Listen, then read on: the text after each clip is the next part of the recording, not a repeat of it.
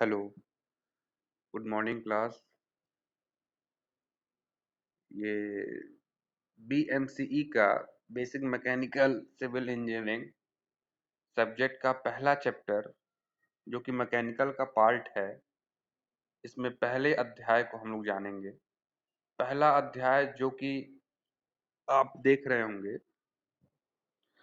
ऊर्जा के स्रोत। ऊर्जा के स्रोत, सोर्सेज ऑफ एनर्जी, जो कि एक पार्ट है उष्मा अभियांत्रिकी का, थर्मल इंजीनियरिंग का। थर्मल इंजीनियरिंग बेसिकली एक सब्जेक्ट है कंप्लीट पूरा मैकेनिकल में। आई थिंक थर्ड सेमेस्टर में आप लोग पढ़ेंगे इसके बारे में, इसके विषय में। लेकिन कुछ चीज़ें अभी आप लोग को जानना है, और इस बीएमसी के मैकेनिकल के पार्ट में इसके बारे में भी जानना है हमें। ऊर्जा के स्रोत के बारे में जानना है, ऊर्जा के स्रोत के बारे में भी जानना है। अभी मैं बताऊंगा कि इसके बारे में क्यों जानना है। और इस बुक के अंतर्गत हम जानेंगे,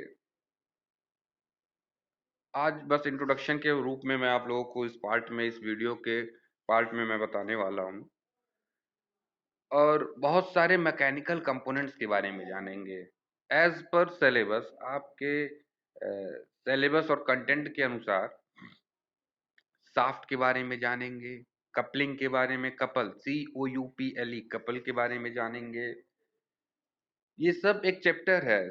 कपल के ऊपर एक चैप्टर है, शाफ्ट के ऊपर एक चैप्टर है, गियर के ऊपर एक चैप्टर है, कीज के ऊपर एक चैप्टर है। और जैसा कि मैंने गियर के बारे में आप लोगों को पूरा बता चुका है, लेकिन उसकी वीडियो अभी तक अपलोड नहीं हुई है। और लुब्रिकेशन के बारे में जानेंगे। तो सर्वप्रथम हम जानते हैं क्या कि पहला चैप्टर जो है, पहला विषय जो है, अध्याय जो हमारा है, पहला अध्याय हमारा है ऊर्जा के स्रोत। इंग्लिश में बोलेंगे हम क्या, सोर्सेज ऑफ एनर्जीज।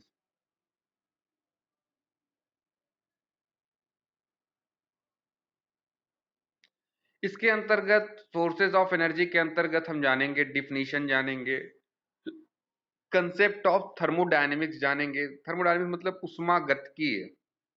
उष्मागतिकी हिंदी में क्या बोलेंगे हम थर्मोडायनेमिक्स को, उष्मागतिकी। तो डिफिनीशन, परिभाषा जानेंगे, कंसेप्ट जानेंगे उष्मागतिकी का, थर्मोडायनेमिक्स का, सिस्टम का, सिस्टम मतलब निकाय, सिस्टम का, सराउंडिंग का। ठीक है। अब सिस्टम जब आएगा, सिस्टम जब आता है, बात आ रही है सिस्टम की, तो बेसिकली सिस्टम के दो तीन पार्ट हैं, प्रकार हैं। वो जैसे होता है क्लोज्ड सिस्टम, बंद निकाय। एक होता है ओपन सिस्टम, जिसको हम लोग बोलते हैं खुला निकाय। और एक होता है आइसोलेटेड सिस्टम, आइसोलेटेड सिस्टम। और जीरोथ लॉ के बारे में जानेंगे, वर्क की परिभाषा को जानेंगे, थर्मोडायनेमिक्स के बारे में जानेंगे। इसके अंतर्गत हम ऊर्जा के स्रोतों के अंतर्गत यही सारी चीजों को जानेंगे। देखिए, इस चैप्टर का इस्तेमाल जो है हर डिपार्टमेंट में होगा, हर हर डिपार्टमेंट के बच्चे पढ़ेंगे, क्योंकि ऊर्जा, देखिए हर जगह ऊर्जा का इस्तेमाल हर टेक्निकल, हर टेक्नोलॉजी में ही आता है। बिना ऊर्जा के किसी भी कार्य का होना असंभव है, संभव नहीं है।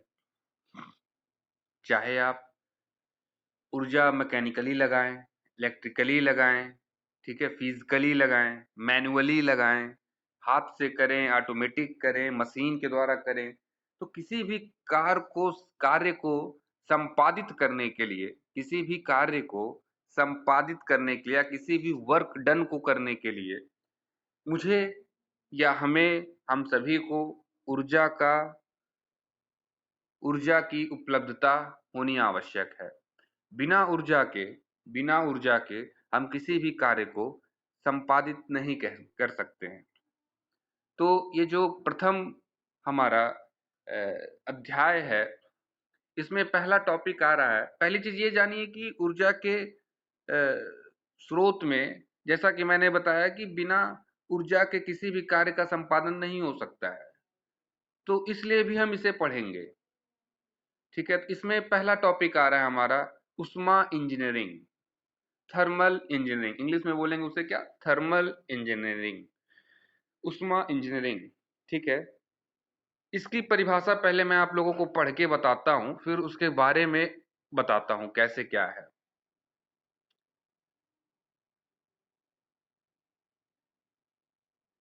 यह अभियंत्रण की वह शाखा है जिसके अंतर्गत ऊष्मा उत्पन्न करने से लेकर ऊष्मीय ऊर्जा का अन्य ऊर्जाओं में रूपांतरण संबंधित सभी विधियों एवं रूपांतरण में प्रयोग किए गए उपकरणों एवं उनके सिद्धांतों का विस्तृत अध्ययन किया जाता है। मतलब इंजीनियरिंग क्षेत्र में, अभियंत्रण क्षेत्र में, या फिर ऐसे भी कह सकते हैं आपकी थर्मल इंजीनियरिंग, थर्मल इंजीनियरिंग जो है हमारा, उसमें उष्मा इंजीनियरिंग जो है हमारा, इंजीनियरिंग यानी अभियंत्रण का वह शाखा है जिसके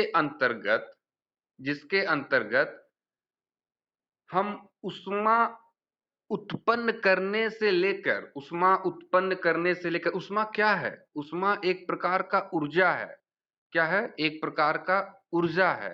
हीट जिसे हम बोल रहे हैं, उष्मा को जिसे हम हीट बोल रहे हैं, उष्मा क्या है, एक प्रकार का ऊर्जा है। ठीक है, या फिर उष्मा को ही हम किसी अन्य, उष्मा क्या है, एक प्रकार का ऊर्जा है, एनर्जी है, तो हीट एनर्जी को हम किसी और एनर्जी, किसी और फॉर्म के एनर्जी में ट्रांसफर करते हैं, रूपांतरण करते हैं। ठीक है, बदलते हैं, किसी और फॉर्म में हीट एनर्जी को किसी और फॉर्म में हम क्या करते हैं, रूपांतरण करते हैं। तथा तथा रूपांतरण करने के लिए, भाई ऐसे तो डायरेक्टली एनर्जी को, हीट एनर्जी को हम किसी और एनर्जी में तो मैकेनिकल एनर्जी में कन्वर्ट नहीं कर सकते।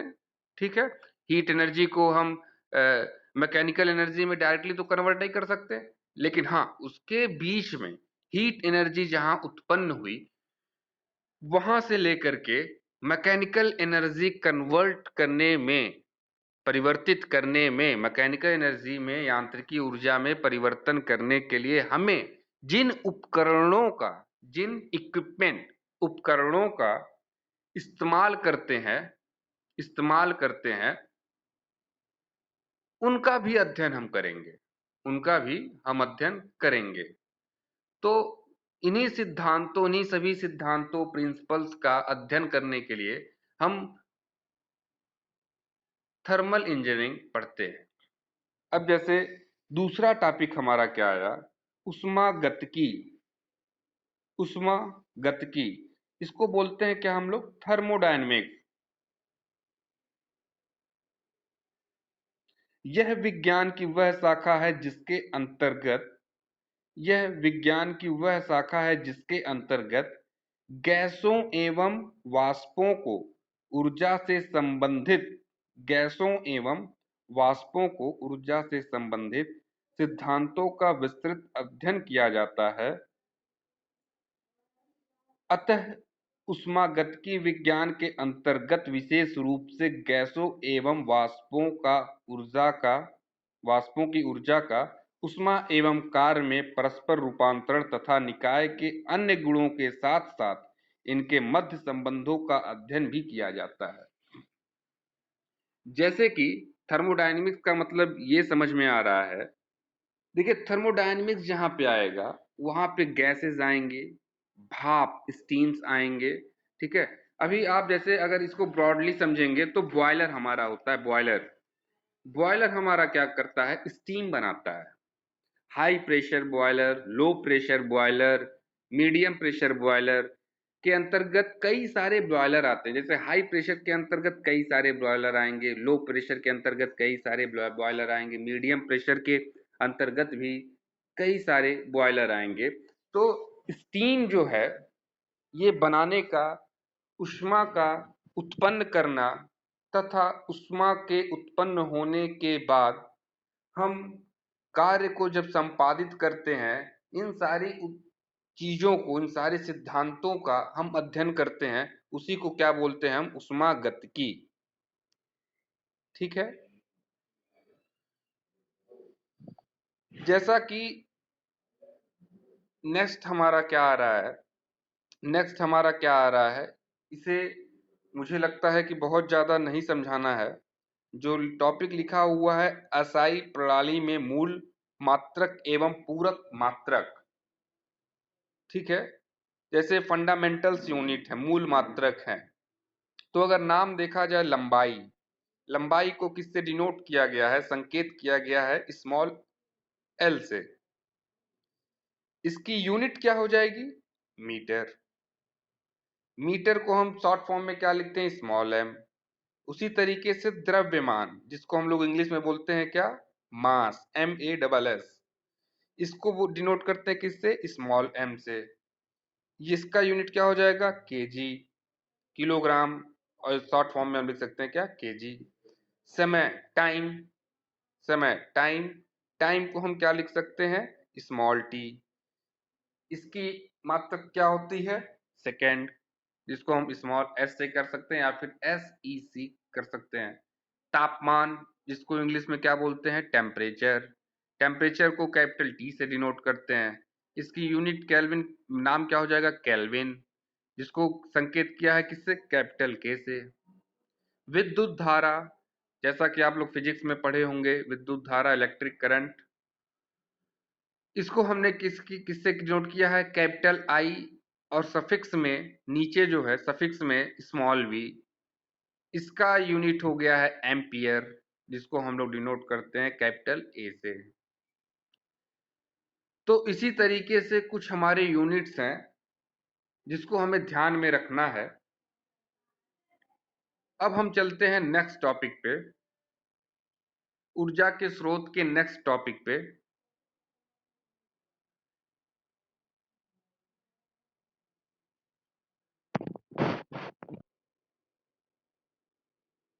अब हम आते हैं नेक्स्ट टॉपिक पे, जिसमें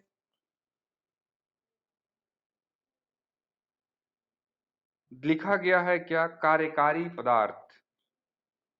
कार्यकारी पदार्थ, जिसका मैंने आप लोगों को एक बार अध्ययन करा चुका है क्लास में।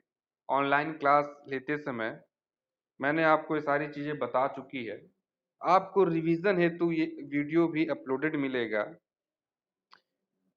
कार्यकारी पदार्थ को इंग्लिश में बोलते हैं क्या? Working substance. Working substance. इसकी डिफिनीशन क्या है? उष्मीय ऊर्जा का, उष्मीय ऊर्जा, उष्मीय ऊर्जा का मतलब हीट एनर्जी, हीट एनर्जी, उष्मीय ऊर्जा का कार्य में परिवर्तन, कार्य में परिवर्तन, या कार्य का उष्मीय ऊर्जा में परिवर्तन, या कार्य का उष्मीय ऊर्जा में परिवर्तन, मतलब वाइस वर्सा हो गया। वाइस वर्सा मतलब कि जैसे उष्मा ऊर्जा का उष्मीय ऊर्जा का कार्य में परिवर्तन या कार्य का उष्मीय ऊर्जा में परिवर्तन, जिसके कारण, जिसके कारण होता है उस एजेंट के द्वारा, जिसके कारक या घटक, या घटक मतलब एजेंट के द्वारा संपन्न होता है, उसे कार्यकारी पदार्थ कहते हैं। मतलब ये हुआ, मतलब ये हुआ कि जैसे उष्मीय ऊर्जा का कार्य में परिवर्तन करना, जैसे अगर हमने हीट, कोई कोई काम करना है, मुझे किसी भी वर्क को लेना है, जैसे पिस्टन का वर्क मुझे कराना है। ठीक है, पिस्टन का वर्क कराना है, तो पिस्टन का वर्क कैसे होगा? हीट एनर्जी के थ्रू होगा। हीट एनर्जी कैसे मिलेगी? हीट एनर्जी मुझे मिलेगी कैसे? जब मैं petrol, chemical energy, petrol as a chemical energy, petrol क्या हो जाएगा? Chemical energy. जब मैं टैंक में डालूंगा और बाइक को स्पार्क प्लग के माध्यम से चिंगारी पहुंचेगी और स्टार्ट होगा। ये थोड़ा बड़ा टॉपिक है आप लोग को, अभी इसलिए मैं समझा नहीं रहा हूं, क्योंकि आप इसको पढ़ेंगे एसआई इंजन में, वो दूसरी चीज हो जाएगी, इसलिए थोड़ा सा मैं बता रहा हूँ। बहुत संक्षिप्त में मैं बता रहा हूँ, क्योंकि वो पूरा एक किताब है।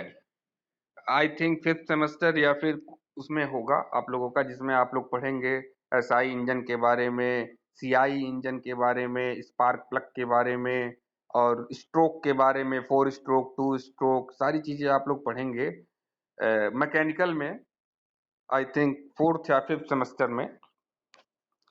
तो अभी थोड़ा-सा मैं आप लोगों को बता रहा हूँ कि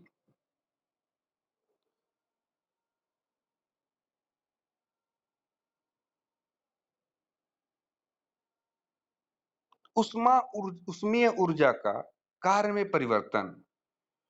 तो जैसे अगर सिलेंडर को हमने हीट देना शुरू किया, सिलेंडर को एक कंटेनर, अभी आगे मैं आपको दिखाऊंगा एग्जांपल में, एक कंटेनर है, कोई कंटेनर है और कंटेनर को सिलेंडर है, ठीक है, मैंने क्या बोला था, सिलेंडर के अंदर एक पिस्टन लगा हुआ है, ठीक है।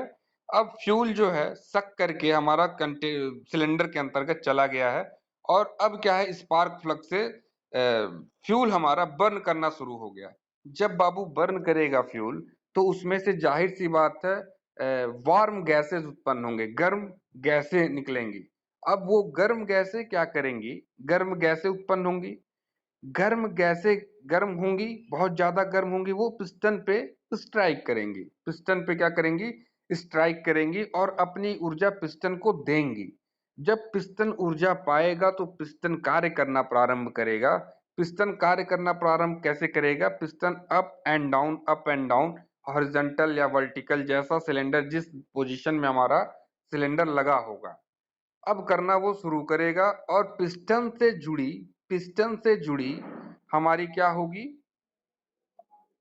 कनेक्टिंग रॉड होगी, कनेक्टिंग डॉट होगी। कनेक्ट जब पिस्टन हमारा अप डाउन या फिर हॉरिजॉन्टल या फिर वर्टिकल, क्षैतिज या ऊर्ध्वाधर दिशा दशा में मूव करना शुरू करेगा, तो जाहिर सी बात है अगर पिस्टन से हमारा कनेक्टिंग रॉड जुड़ा हुआ है तो कनेक्टिंग रॉड भी हमारा क्या होगा, मोशन करना शुरू करेगा। और कनेक्टिंग रॉड से अगर हमारा क्रैंक जुड़ा हुआ है तो क्रैंक में भी मोशन आना शुरू करेंगे। अब क्रैंक से अगर क्रैंक शाफ्ट लगा हुआ है तो वो भी क्या करेगा, घूमना शुरू करेगा। अब वहां पे अगर आगे जाकर के इंजन हमने लगा दिया है तो इंजन हमारा क्या होगा, स्टार्ट हो जाएगा और हमारा यांत्रिकी ऊर्जा वहां पे मिलनी शुरू हो जाएगी, ठीक है। तो क्या हो रहा है यहाँ पे, उसमें ऊर्जा का कार्य में परिवर्तन हो रहा है, मैकेनिकल वर्क में परिवर्तन हो रहा है। किसके माध्यम से हो रहा है, यहाँ पे गैस के माध्यम से हो रहा है। किसके माध्यम से हो रहा है, गैस के माध्यम से हो रहा है, ठीक है। तो हम देखेंगे कि यहाँ पे कार्यकारी पदार्थ जो हमें निकल करके आया, गैस आया, ठीक है। तो उदाहरण के तौर पर मैंने इस चीज को एक धारणा के रूप में बनाया ताकि आपको और बेहतर तरीके से समझ में आ सके। वैसे कार्यकारी पदार्थ का उदाहरण जो होता है वो मैं आपको बता दूं, गैस होता है, वायु होती है, भाप मतलब स्टीम होती है। ये सब प्रयोग किए जाते हैं क्या, एज ए वर्किंग सबस्टेंस, कार्यकारी पदार्थ के तौर पर इसे इस्तेमाल किए जाते हैं, ठीक है।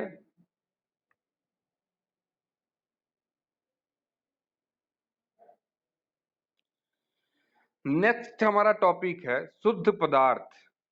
क्या है, प्योर सबस्टेंस, शुद्ध पदार्थ जिसको हम लोग बोलते हैं क्या, प्योर सबस्टेंस।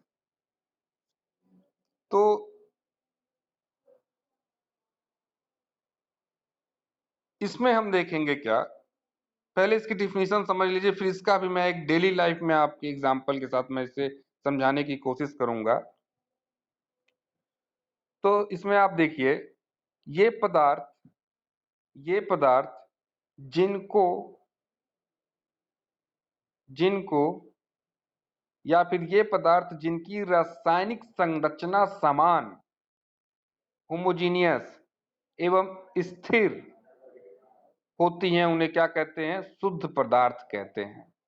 मतलब क्या है कि इसकी जो रासायनिक संरचना है, इसकी जो रासायनिक ढांचा है या संरचना है, वो क्या होंगी, एक समान होंगी, मतलब होमोजीनियस होंगी। होमोजीनियस का मतलब होता है कि एक समान।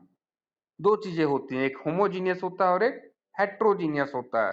हेट्रोजीनियस का मतलब होता है कि उसमें दो पदार्थ मिला दिए, तीन पदार्थ मिला दिए, उसकी प्रॉपर्टी ही कॉम्प्लिकेटेड हो जाएगी। उसकी प्रॉपर्टी मतलब उसकी संरचना ही कॉम्प्लिकेटेड हो जाएगी, वो एज ए प्योर नहीं रह जाएगा। क्यों? क्योंकि उनमें तीन चीजें मिल जाएंगी मिलावट जैसे। तो शुद्ध पदार्थ का मतलब होता है कि जिसकी रासायनिक संरचना समान हो, उसे हम क्या बोलते हैं? शुद्ध पदार्थ बोलते हैं।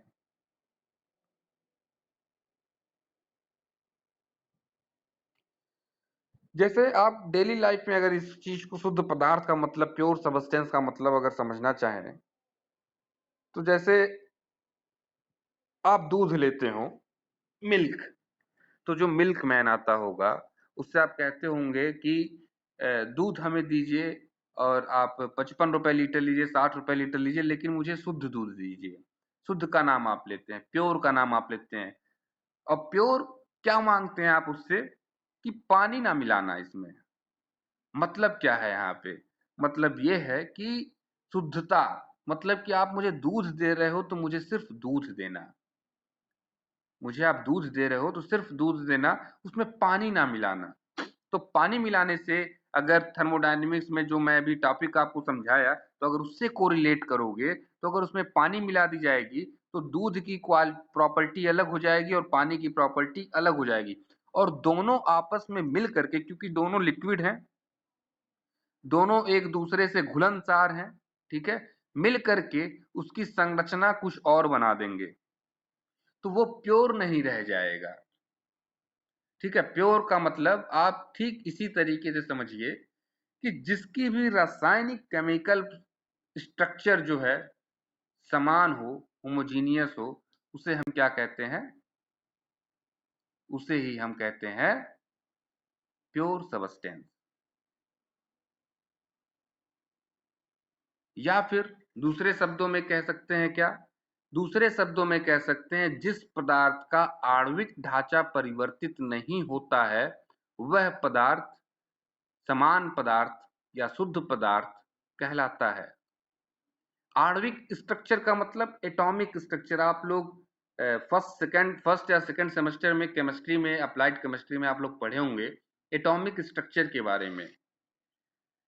एटॉमिक स्ट्रक्चर मतलब जैसे अगर दूध में ही अगर हम पानी मिला देते हैं या किसी भी ऐसे सबस्टेंस में कोई और सबस्टेंस मिला देते हैं, तो वो पहला सबस्टेंस जो प्योर फॉर्म में था, वो अपने एटॉमिक स्ट्रक्चर में परिवर्तन लाना शुरू कर देगा। क्यों? क्योंकि उससे एक और चीजें मिला दी गई हैं और वो एडजस्ट करना शुरू करेगा। जैसे आप एक चेयर पे बैठे हुए हो, अगर उसी चेयर पे एक और आदमी को बैठा दिया जाए, तो आप क्या करोगे? थोड़ा सिकुड़ जाओगे, थोड़ा हाथ इधर उधर करोगे। मतलब जिस कंफर्टेबल जोन या फिर जिस स्ट्रक्चर में आपकी सिटिंग पोजीशन थी, वो क्या होगी? परिवर्तित हो जाएगी। तो उसी तरीके से एटॉमिक स्ट्रक्चर में क्या आ जाएगा? परिवर्तन आ जाएगा। इसी को हम लोग बोलते हैं क्या? कि जिन, दूसरे शब्दों में, कि जिनका आणविक ढांचा में परिवर्तन नहीं होता है, उसे हम समान पदार्थ या शुद्ध पदार्थ कहते हैं। अब देखिए नेक्स्ट, अच्छा नहीं रुकिए, प्योर सबस्टेंस जो होते हैं हमारे तीन प्रकार के होते हैं। कितने प्रकार के? तीन प्रकार के। जिसमें पहला है हमारा ठोस, दूसरा है हमारा द्रव्य, तीसरा है हमारा gas. Solid liquid gas, English में बोलेंगे क्या? Solid liquid gas. हिंदी में क्या बोलेंगे? ठोस, द्रव्य, गैस। ठीक है। अब देखिए ये तीन प्रकार के, बस इसके बारे में और ज्यादा डिटेल आपके बारे में किताब में नहीं दिया गया है, इतना ही आपके उसमें है, सॉलिड लिक्विड गैस, और उसके आगे नहीं बताने को दिया गया है। लेकिन अब आगे देखिए थर्मोडायनेमिक सिस्टम। अब ये इतना जो मैंने आपको बताया, इतनी टॉपिक जो थर्मल इंजीनियरिंग बताया, थर्मोडायनेमिक्स बताया, और वर्किंग सबस्टेंस कार्यकारी पदार्थ बताया, शुद्ध पदार्थ बताया, ये इतना 3 4 5 टॉपिक जो मैंने आपको बताया, इनकी जरूरत पूरे आपको विषय इस अध्याय में पड़ेगी।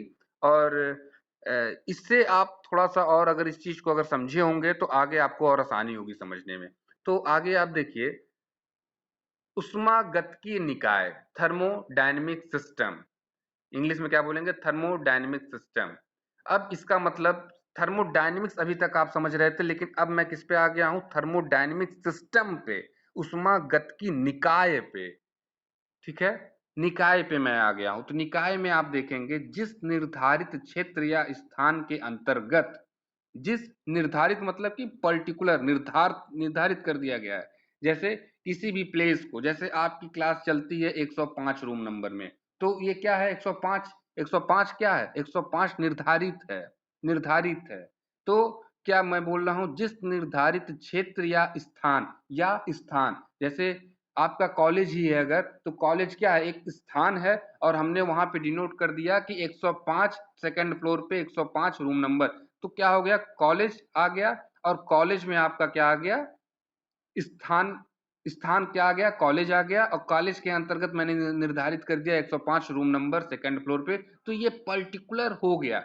अब अगर आगे देखते हैं, जिस निर्धारित क्षेत्र या स्थान के अंतर्गत अंतर्गत ऊष्मागतिकी क्रियाओं का अध्ययन किया जाता है, उसे उस निर्धारित क्षेत्र या स्थान को ही निकाय कहते हैं।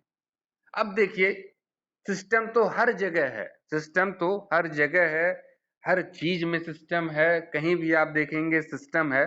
तो मैं थोड़ा सा और ब्रॉडली आपको समझाने के लिए मैं बताना चाहूंगा कि जैसे कॉलेज ही अगर है, तो कॉलेज भी क्या है एक तरीके का स्थान है, गीडा के अंतर्गत कॉलेज आया मान लीजिए, तो एक स्थान आया।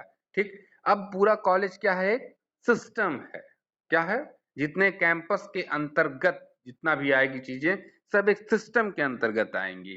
तो क्या है वो भी एक प्रकार का सिस्टम है। तो जो थर्मोडायनेमिक सिस्टम होगा बाबू, थर्मोडायनेमिक सिस्टम का मतलब यह है कि जिस निर्धारित क्षेत्र या स्थान के अंतर्गत, मतलब उसके अंदर, उस निर्धारित क्षेत्र या स्थान के अंदर हमारा उष्मागतिकीय क्रियाएं, उष्मागतिकीय क्रियाएं, उष्मागतिकीय क्रियाएं या क्रियाओं का अध्ययन किया जाता है, उस निर्धारित क्षेत्र या स्थान को हम क्या बोलेंगे उष्मागतिकी निकाय बोलेंगे। समझ में आ गई होगी बात। जैसा कि थर्मोडायनेमिक सिस्टम को और अच्छे से समझना है, तो चित्र के अंतर्गत चित्र के अंतर्गत आप देखेंगे जो चित्र 1.1 पेज पे दिख रहा है, उसमें देखेंगे आप कि डॉट डॉट डॉट डॉट चारों तरफ से है और बीच में एक घेरा बनाया हुआ है गोल सा, और उसके अंतर्गत लिख दिया गया है क्या निकाय, सिस्टम। और उस सिस्टम को घेर दिया गया है किससे एक सर्किल से, तो सर्किल क्या हो गई बाउंड्री। ठीक है, और वो जो डॉट डॉट डॉट पूरा जो चारों तरफ से पूरे रेक्टेंगुलर बॉक्स पे वो क्या है परिस्थान कह लो, परिवेश कह लो, सराउंडिंग कह लो, मतलब क्या है वो बाहर का एटमॉस्फेयर है। ठीक है, अब इसको समझने के लिए आप थोड़ा सा गौर कीजिएगा। जैसे कॉलेज ही ले लीजिए, कॉलेज की जो बाउंड्री वाल है चारों तरफ से, ठीक है, वो क्या है बाउंड्री है, सीमा है, परिसीमा है। ठीक है, उसी के अंतर्गत हमारा कॉलेज क्या होता है संचालित होता है, उसी सीमा के अंतर्गत क्या होता है कॉलेज हमारा संचालित होता है। तो उसके अंतर्गत संचालित हो रहा है तो क्या हो गया सिस्टम हो गया निकाय। तो फिगर में आप देखिए सर्किल के अंतर्गत जितनी भी चीजें आएंगी वो सब क्या है निकाय है, क्या है सिस्टम है। और उसे जिस बाउंड्री से घेरा गया है, जिस लाइन से घेरा गया है उसे हम क्या बोलेंगे बाउंड्री बोलेंगे। और उस बाउंड्री के बाहर खेत हो या जो भी हो वो सब क्या है सराउंडिंग है। तो मुझे लगता है कि आपको थर्मोडायनेमिक सिस्टम के बारे में समझ में आ गया होगा। अब आगे हम देखेंगे क्या बाउंड्री, बाउंड्री के बारे में यहाँ फिगर में मैंने बताया है। ठीक है, मतलब निकाय जो चारों तरफ से घिरा होता है, जिस बिंदु या जिस पाथ से निकाय को हम चारों ओर से घेरते हैं उसी को हम क्या बोलते हैं निकाय बोलते हैं, या बाउंड्री बोलते हैं या सीमा बोलते हैं हिंदी में। मतलब निकाय को चारों ओर से जिस रेखा या जिस बिंदु से हम निकाय को घेरते हैं उसे हम क्या बोलते हैं सीमा बोलते हैं या बाउंड्री बोलते हैं। या फिर आप दूसरे शब्दों में देख सकते हैं यह आवरण जो निकाय के क्षेत्र या स्थान को चिन्हित करता है सीमा कहलाता है। मतलब उस सीमा से ही तो हम पहचान लेंगे, उस सीमा से ही तो हम पहचान लेंगे कि उसी सीमा के अंतर्गत हमारा क्या है निकाय है, थर्मोडायनेमिक सिस्टम है। फॉर एग्जाम्पल, आप जैसे गोरखपुर से जब किसी और जिले में प्रवेश करते होगे तो लिखता होगा कि सीमा प्रारंभ कोई और क्षेत्र, ठीक है। तो वहां क्या हो रहा है, मतलब आपको चिन्हित कर रहा है कि गोरखपुर की सीमा अब इसके बाद से समाप्त हो रही है, कोई और जिले की सीमा प्रारंभ हो रही है। तो वहां वो सीमा मुझे बता रही है कि अब थर्मोडायनेमिक सिस्टम की सीमा ही हमें चिन्हित कर रही है कि ये क्षेत्र जो है, निकाय जो है, ये सिस्टम जो है थर्मोडायनेमिक सिस्टम का है, बाकी सराउंडिंग है, ठीक है। अब इसके आगे की पूरी अध्याय को हम नेक्स्ट वीडियो में पढ़ेंगे। Thank you.